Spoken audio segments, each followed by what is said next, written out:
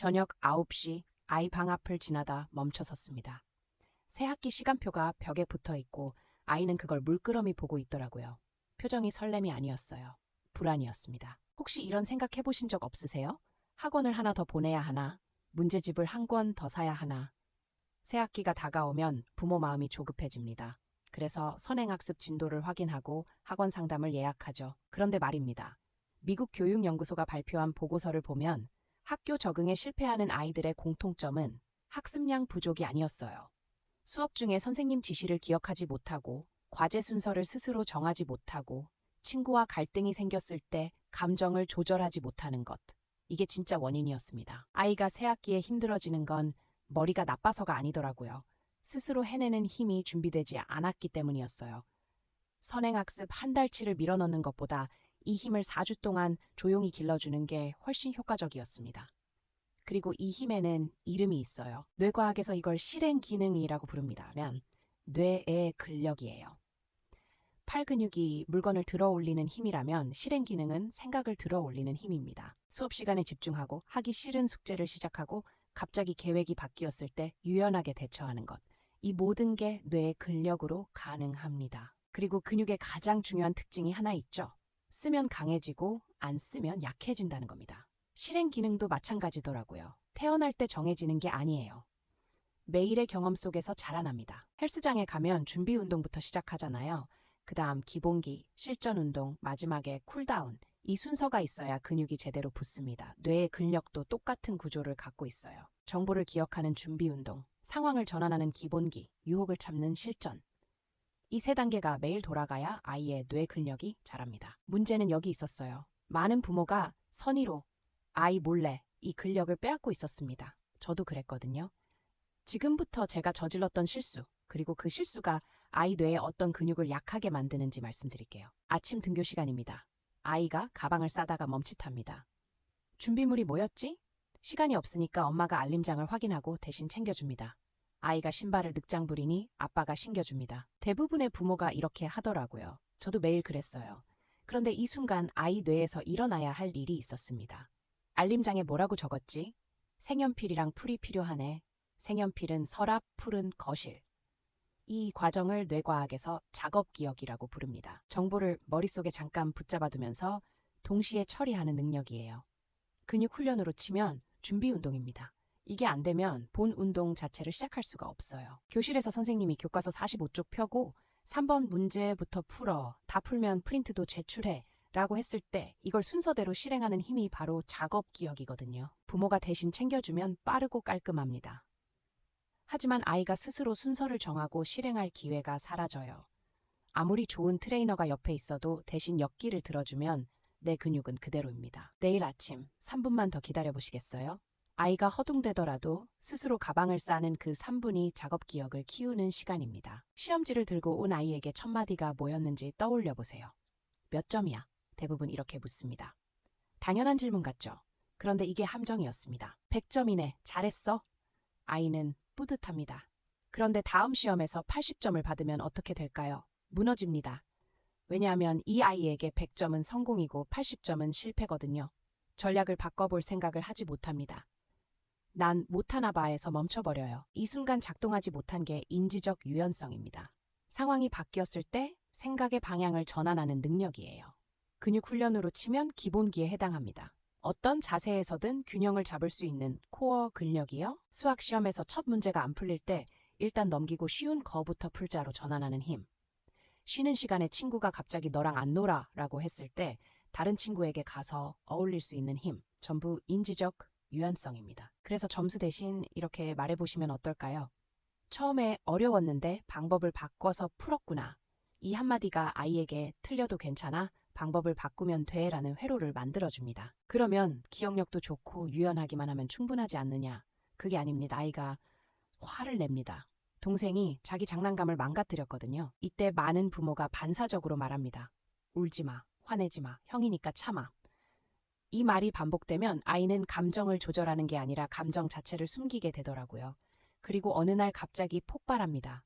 혹은 반대로 아무 감정도 표현하지 않는 아이가 됩니다. 여기서 작동해야 할 근육이 억제 조절이에요. 이건 감정을 없애는 힘이 아닙니다.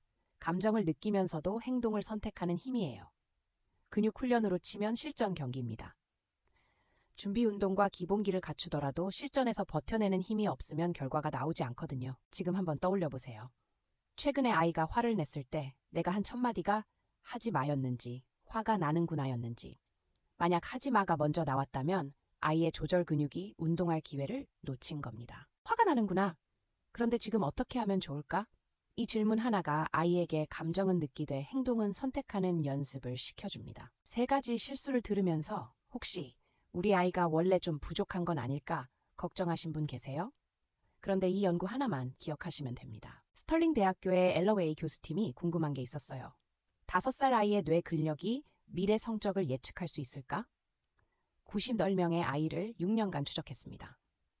5살 때 측정한 기억 근육, 그러니까 작업 기억 점수가 11살의 읽기, 쓰기, 수학 성적을 지능 지수보다 더 정확하게 맞힌 겁니다. 이게 왜 중요하냐면요. 지능은 부모가 바꿔주기 어렵잖아요. 그런데 뇌 근력은 다릅니다. 아까 말씀드린 기억 근육, 전환 근육, 조절 근육, 이건 매일 쓰면 강해지는 거거든요. 타고나는 게 아니라 길러지는 겁니다. 실제로 4, 9세 아이들을 대상으로 실행 기능 훈련을 실시한 연구들을 종합 분석했더니 읽기와 수학 능력이 모두 향상됐습니다. 특히 어린 나이에 시작할수록 효과가 컸어요. 정리하면 이겁니다. 학원을 하나 더 보내서 지식을 넣어주는 것보다 아이가 스스로 기억하고 전환하고 조절하는 경험을 반복하게 해주는 게 6년 뒤 성적을 더 정확하게 결정합니다.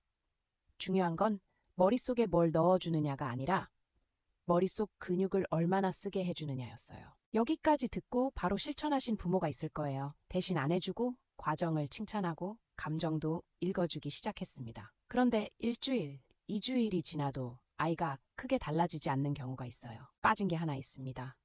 회복입니다. 근육 훈련을 생각해 보세요. 운동만 한다고 근육이 자라지 않습니다. 운동 후에 쉬어야 근섬유가 회복되면서 더 강해져요. 실행 기능도 마찬가지더라고요. 아이가 하루 종일 교실에서 자기 조절을 한 뒤 집에 돌아왔을 때 바로 숙제를 시키고 학원에 보내고 또 지시를 내리면 뇌의 근육이 회복될 시간이 없습니다. 하버드 대학교 아동발달센터에서 강조하는 개념이 있어요. 아이가 신호를 보내면 어른이 반응하고 아이가 다시 반응하는 상호작용 사이클. 이 사이클 안에 반드시 들어가야 하는 게 아이가 스스로 멈추고 느끼고 다시 시작하는 시간입니다. 준비 운동, 기본기, 실전, 그리고 회복. 이 4단계가 하루 안에 돌아가야 실행 기능이 자랍니다.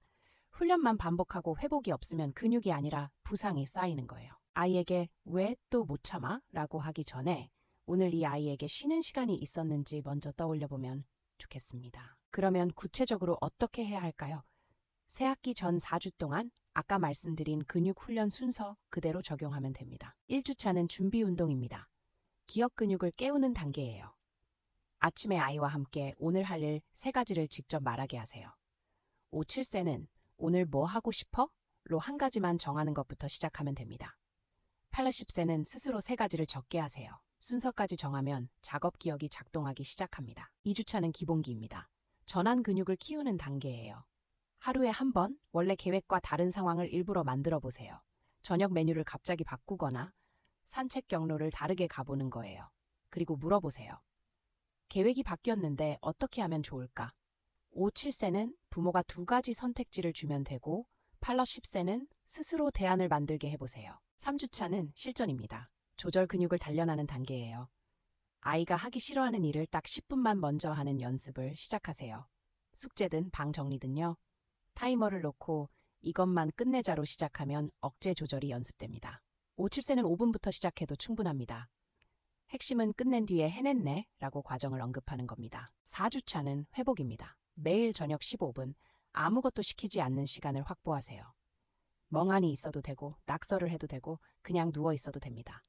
이 시간이 뇌의 근육을 회복시킵니다. 그리고 잠들기 전에 딱 한 가지만 물어보세요. 오늘 네가 스스로 해낸 거 하나만 말해줄래?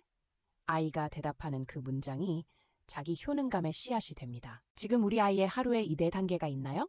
준비운동, 기본기, 실전, 회복. 있다면 각각 몇 분인지 댓글로 알려주세요. 없다면 0분이라고 써도 좋습니다. 솔직한 그 숫자가 변화의 시작이에요. 새학기가 두려운 건 부모도 아이도 마찬가지입니다. 하지만 학원 한 곳을 더 보내는 게 답이 아니었어요.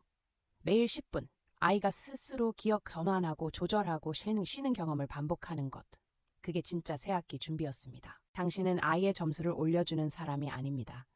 아이의 뇌에 근력을 만들어주는 사람이에요. 스스로 해내는 힘을 길러주는 부모. 그 사실을 기억하시면 좋겠습니다.